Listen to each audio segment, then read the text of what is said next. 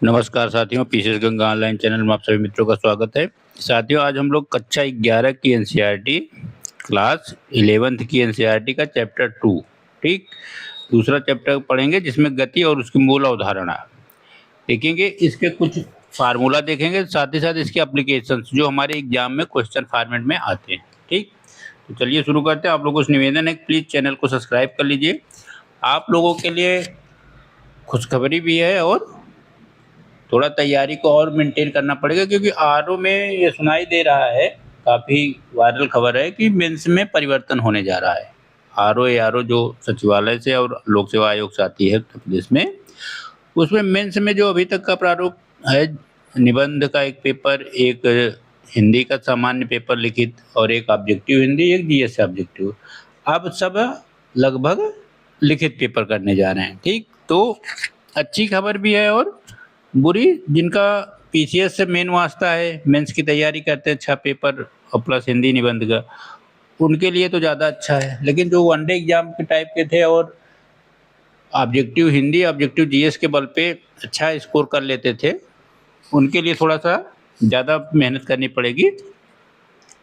साथ ही साथ GS NCERT का महत्व, आप लोग जो लोग बीएड किए हैं और टीआरए 4 देना चाहते हैं बिहार में, उनके लिए एनसीईआरटी बहुत महत्वपूर्ण है, क्योंकि बिहार के जो पेपर हुए हैं अभी तक, टीआरए 1, टीआरए 2 और टीआरए 3, उनके पेपर में देखेंगे तो एनसीईआरटी बेस्ड ही क्वेश्चन आए हैं। तो आप लोगों से निवेदन है, जो टीआरए 4 देना चाहते हैं वो आप प्लेलिस्ट में जाइए, आपको एनसीईआरटी की सारे वीडियो कक्षा 6 से लेके और 9 से लेके और 11 तक के अभी तक मिले हैं। 11 से 12 तक का प्रोसेस चल रहा है। ठीक, चलिए शुरू करते हैं। पहला है कि गति क्या है। यदि किसी वस्तु की स्थिति समय के साथ बदलती है तो वस्तु को गतिमान कहा जाता है। मान लीजिए कोई वस्तु है और 5 सेकंड में कुछ दूरी, 100 मीटर की दूरी तय की, ठीक, 5 सेकंड में, तो 5 सेकंड में उसकी गति कितनी है? 100 मीटर। ठीक, ये गति, और वह वस्तु क्या है? गतिमान है। ठीक, वह वस्तु क्या है? गतिमान है। ठीक, गति सदैव किसी संदर्भ बिंदु, मतलब रेफरेंस, ये रेंज पॉइंट ये होता है कि एक कोई पॉइंट होगा जहाँ से गति होगी।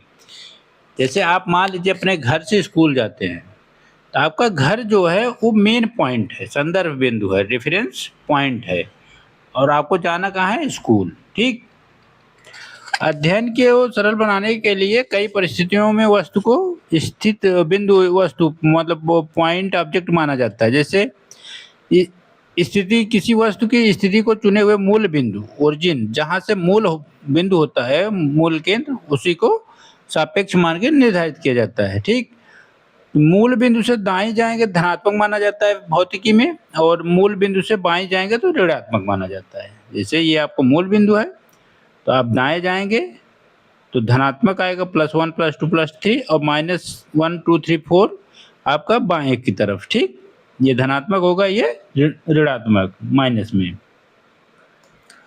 दूरी क्या है? दूरी का मतलब होता है, देखिए सामान्य शब्दों में, कि आप कोई एक, जैसे आप मान लीजिए स्कूल से बाजार, मतलब घर से बाजार गए, अब 500 मीटर की दूरी तय करके आप बाजार पहुंचे, तो वस्तु द्वारा तय की गई कुल पथ की लंबाई को दूरी कहते हैं। अर्थात आप 500 मीटर की जो दूरी तय करके मार्केट जा रहे हैं, बाजार जा रहे हैं अपने घर से, यही दूरी है। ठीक, कितनी? 500 मीटर। यह एक अदिश राशि है, ये बहुत इंपॉर्टेंट है।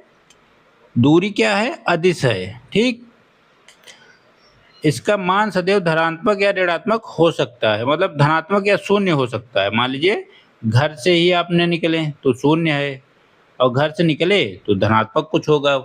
ठीक, या दिशा पे निर्भर नहीं करती। अगर दिशा पे निर्भर करती ना, तो दोनों, जहाँ दिशा और समय दोनों का हो, तो वहाँ सदिश राशि हो जाती है, इसलिए यह अदिश राशि है। विस्थापन, प्रारंभिक और अंतिम स्थिति के बीच का निर्देशित अंतर जो होता है वो विस्थापन कहा जाता है। कहने की मतलब है, आप घर से स्कूल गए तो ये जो 500 मीटर की दूरी तय करके गए आप, यही विस्थापन है। ठीक, यह एक सदिश राशि है। विस्थापन सदिश है, दूरी अदिश है, याद रखिएगा। कभी कभी क्या करता है कि 4-5 राशियां दे देगा, उनका मिलान करने में दे देगा, तो राशियों का सदिश अदिश आपको याद होना चाहिए।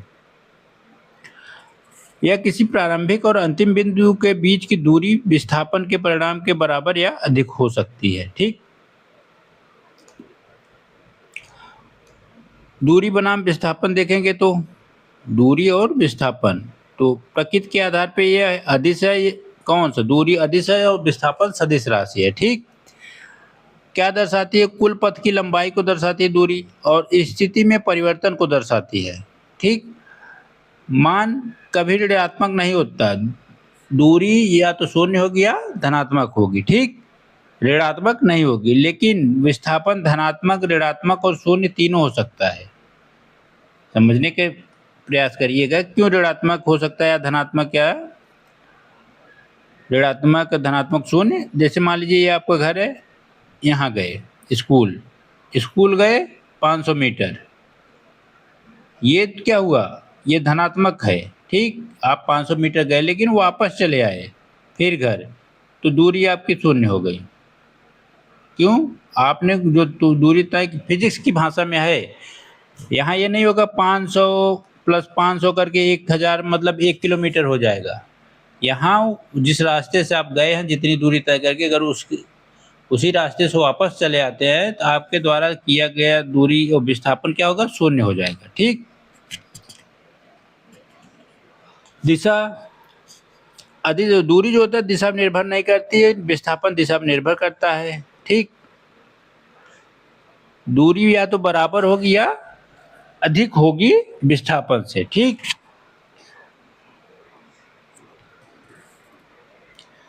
यदि कोई व्यक्ति घर से बाजार जाकर वापस आ जाए तो कुल वापस आ जाए, याद रखिएगा, क्या आ जाए? वापस, तो वह कुल दूरी उसकी शून्य होगी, विस्थापन क्या होगा? शून्य होगा। ठीक, चाल किसे कहते हैं? किसी वस्तु द्वारा इकाई समय में, क्या?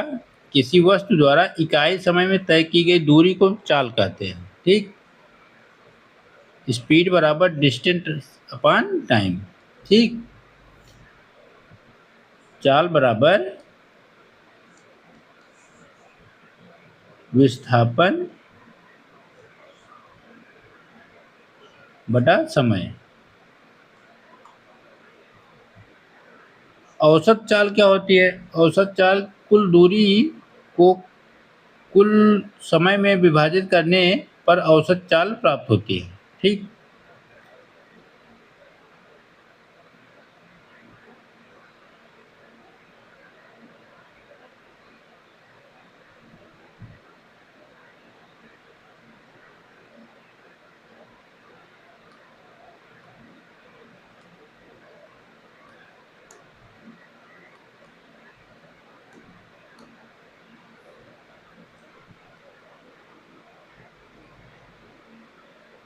औसत वेग एवरेज वेलोसिटी कुल विस्थापन को कुल समय से विभाजित करने पर प्राप्त होता है। एवरेज वेलोसिटी वाला total displacement upon total time. ठीक,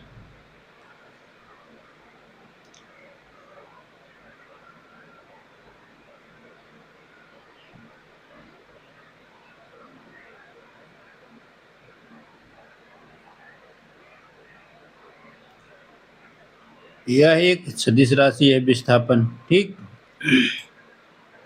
इसको हम लोग देख लिया है।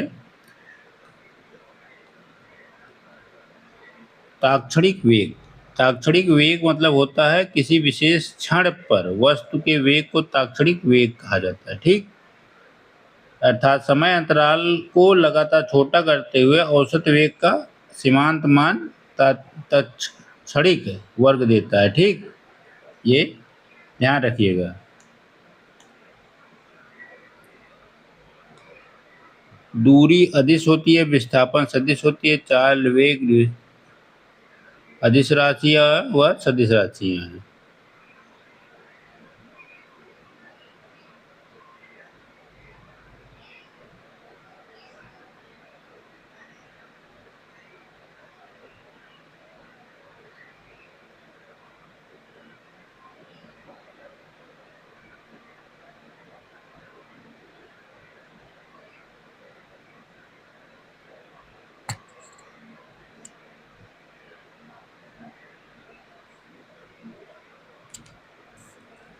समय के साथ वेग परिवर्तन की दर को त्वरण कहा जाता है। क्या कहा जाता है? समय के साथ वेग परिवर्तन की दर। ठीक, एक समय में जो वेग है उसमें अगर दूसरे समय में परिवर्तन किया जाए तो उसी को त्वरण कहा जाता है। ठीक, औसत त्वरण बराबर a delta v upon delta t, मतलब समय इसका एसआई मात्रक क्या होता है? M upon s square. वेग में परिवर्तन केवल चाल से परिवर्तित नहीं होती बल्कि दिशा के कारण भी परिवर्तन होता है। ठीक, दिशा बदलने पर भी त्वरण बदलता है। त्वरण के प्रकार धनात्मक होगा, ऋणात्मक होगा, शून्य होगा, तीनों हो सकता है। ठीक, त्वरण है धनात्मक, ऋणात्मक, शून्य, तीनों हो सकता है।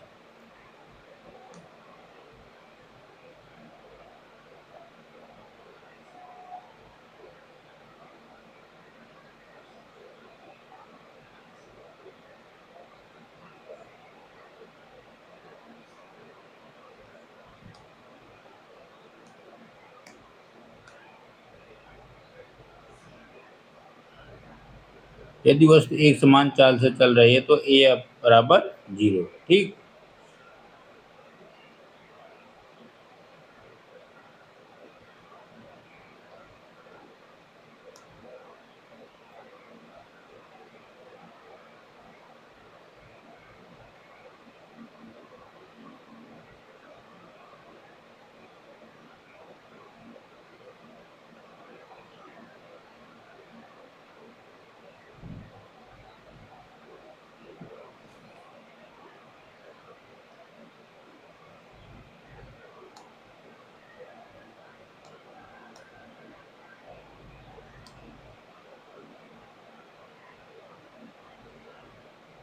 त्वरण धनात्मक में वेग में धनात्मक दिशा में परिवर्तन होगा।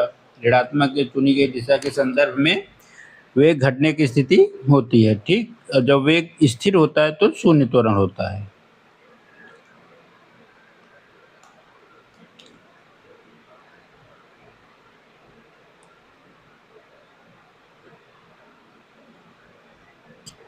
कि वृत्तीय गति में समान चाल से घूमती हुई वस्तु की दिशा निरंतर बदलती रहती है, इसके इसलिए उसमें त्वरण होता है। ठीक, केंद्र की ओर होता है।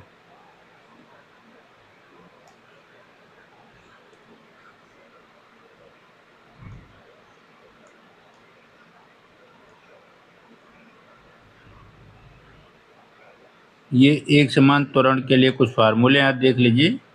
ठीक,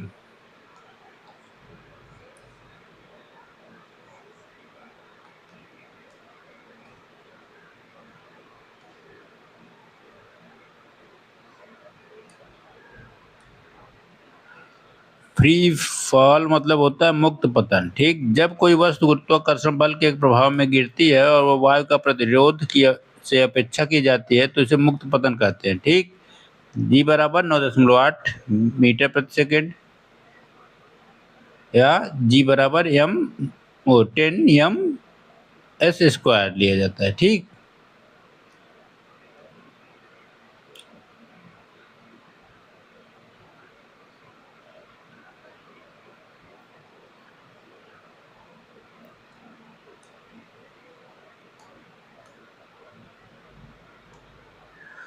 गैलीलियो का विषम अंक नियम में विराम अवस्था में मुक्त रूप से गिरती वस्तु द्वारा एक समान समयांतराल में तय की गई दूरियों की विषम संख्याओं के अनुपात में होती है। एक विषम संख्याएं हैं सब।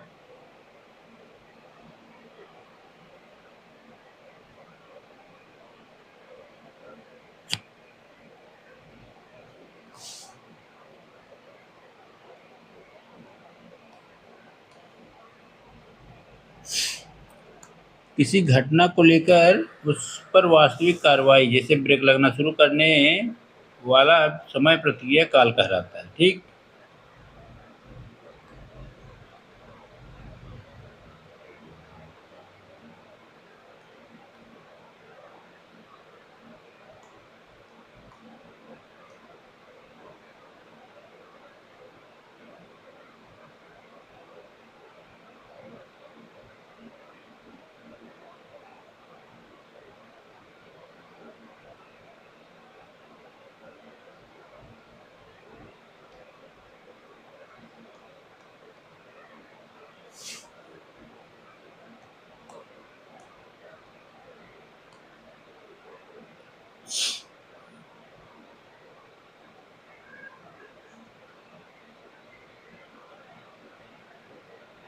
इस तरह से क्लास 11th की चैप्टर 2 साइंस का समाप्त होता है। यहाँ हम लोग जो MCQ इसका पढ़ेंगे तो चीज़ें और क्लियर हो जाएंगी। ठीक, अभी इसको देखते रहिए। जय हिंद साथियों।